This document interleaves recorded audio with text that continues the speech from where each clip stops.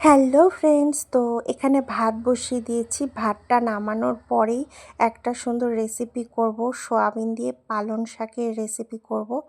তো তোমরা কে কে এরকম রেসিপি খেয়েছো আমার ভিডিওটা দেখার পরে কিন্তু কমেন্টস করে জানিও। তো এই সবজিগুলো কেটে নিয়েছি। এখানে সবজির মধ্যে কিন্তু অনেক ধরনের সবজি রয়েছে।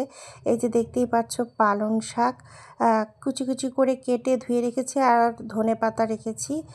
তো এগুলো সব পরিষ্কার করে কেটে বেছে ধুয়ে রেখেছি। আর এখানে সবজির মধ্যে দেখতে পাচ্ছ প্রচুর সবজি দিয়েছি, বেগুন দিয়েছি, ফুলকপি দিয়েছি, শিম দিয়েছি, আরও অনেক কিছু, কাঁচা লঙ্কা, আলু। আর এই যে দেখতে পাচ্ছ সয়াবিন, এই যে সবজি, এগুলো আমরা কিন্তু ডাঁটাও দিয়েছি। এগুলো আমরা কিন্তু এই যে দেখো তেল গরম হতেই কড়াইয়ে একটুখানি পাঁচ ফোড়ন সম্বার দিয়ে তারপরে এগুলো দিয়েছি, নুন হলুদ দিয়েছি, এবং নুন হলুদ দিয়ে এগুলো কিছুক্ষণ ভাজবো।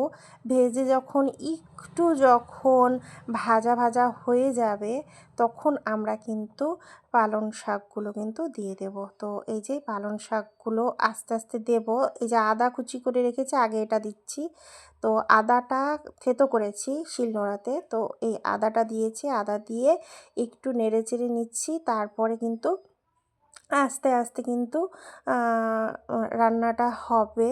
তো একটু জিরের গুঁড়ো দিচ্ছি, আর কিচ্ছু মশলা দেব না, নুন হলুদ আর জিরের গুঁড়ো দিয়েছি। আর এই দেখো পালং শাক আর ধনেপাতাগুলো একবারে দিয়ে দিয়েছি। দেখো দেখলে মনে হচ্ছে অনেকটা, কিন্তু এটা যখন মজে আসবে তখন দেখবে একদম অল্প হয়ে এসেছে। তো এই দেখো দিয়ে ফেলেছি, এবং আস্তে আস্তে এটা নেড়ে চেড়ে এটাকে একদম মজে যাবে। যখন দেখো একদম মজে গেছে, দেখতেই পাচ্ছ কতটা, মনে হচ্ছিল না এক কড়াই ভর্তি, কিন্তু এখন দেখা যাচ্ছে একদম মজে গেছে। তো তোমরা দেখো দেখো ওটা আসলে জলের সাথে তেলের সাথে মিশে গিয়ে একদম অল্প হয়ে যায়, এবং রান্নাটা প্রায় মোটামুটি ভাজা ভাজা হয়ে গেলেই আমি একটু জল দিয়ে দেবো। তো দেখো আর একটু ভাজা ভাজা করলাম, ভাজা ভাজা করছিলাম। আর ভাজা ভাজা করলে না একটু দেখবে কড়াইয়ে যাতে লেগে না যায়। আর তারপরেই কিন্তু আমি দিয়ে দেবো সয়াবিনগুলো কিন্তু নুন হলুদ দিয়ে ভেজে নামিয়ে রেখেছি লাল লাল করে। তো এই সয়াবিনগুলো কিন্তু আস্তে আস্তে আমি দিয়ে দেবো। তো দেখো এই দেখো একটু ভাজা হোক, ভাজা হলেই আমি সয়াবিনগুলো দিয়ে দেবো। সয়াবিনগুলো একসাথে দিয়ে তারপরে ভাজা ভাজা করব। এই দেখো একটু ভাজা ভাজা হয়েছে, প্রায় অনেকটাই ভাজা হয়ে গেছে। দেখো একদম নেতিয়ে গেছে ধরতে গেলে। আর এই পালং শাক কিন্তু ভীষণ উপকারী, জানো তোমরা, যাদের ক্যালসিয়ামের অভাব রয়েছে তারা খেতে পারো, এমনকি প্রত্যেকেই পালং শাক খেতে পারো। ভীষণ কিন্তু উপকার। আর এরকম করে রান্না করতে আমার ভীষণ ভালো লাগে পালং শাক। এই যে সোয়াবিনগুলো হয়ে গেছে, এবার সোয়াবিনগুলো দিয়ে দিচ্ছি। তো তরকারিটা মোটামুটি ভাজা ভাজা হয়ে গেল। তো সয়াবিনগুলো দিয়ে জাস্ট একটু নাড়াচাড়া করব, একটু মশলার সাথে মিশে যাবে সয়াবিনগুলো, তারপরে কিন্তু আমরা জল দিয়ে দেব।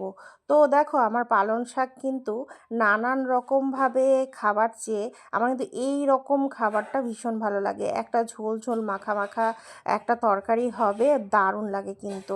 তাহলে তোমরা যারা পালং শাকের নতুন নতুন রেসিপি জানো আমাকে একটু শেয়ার করো।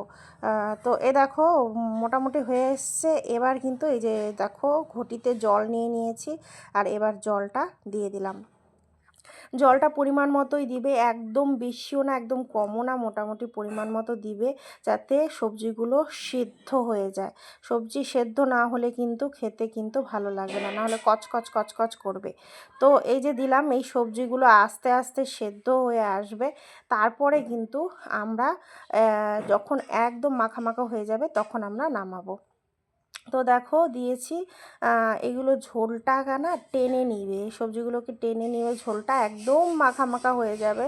দেখতেই পাচ্ছ এখনও কিছুই হয়নি সবজিটা, লাস্টে দেখবে কত সুন্দর হয় সবজিটা, জাস্ট তোমরা দেখবে। তো তোমরা কোথার থেকে আমার এই ভিডিওটা দেখছো অবশ্যই কিন্তু জানাবে। আর তোমরা পালং শাক এই রেসিপিটা কোনোদিনও ট্রাই করেছো কি না সেটাও কিন্তু আমাকে অবশ্যই জানাবে। দেখো এই দেখো কথা বলতে বলতে অনেকটাই ফুটে আসলো। তো একদম এরকম ফুটে আসবে, তো শুধু একটুখানি লাস্টে চেক করে নেবে নুন হয়েছে কি না, কারণ এই সবজিতে কিন্তু প্রচুর লবণটা খুব দরকার, কারণ নুন না হলে কিন্তু তরকারি খেতে কিন্তু ভালো লাগে না। তো এই দেখো আমি হয়ে আসছে তোমাদের দেখাচ্ছি, আর লাস্টে হয়ে গেলে তোমাদের নামিয়ে দেখাবো। জাস্ট হয়ে এসেছে, দেখো নামিয়েছি, কত সুন্দর কালারটা দেখাচ্ছে দেখো।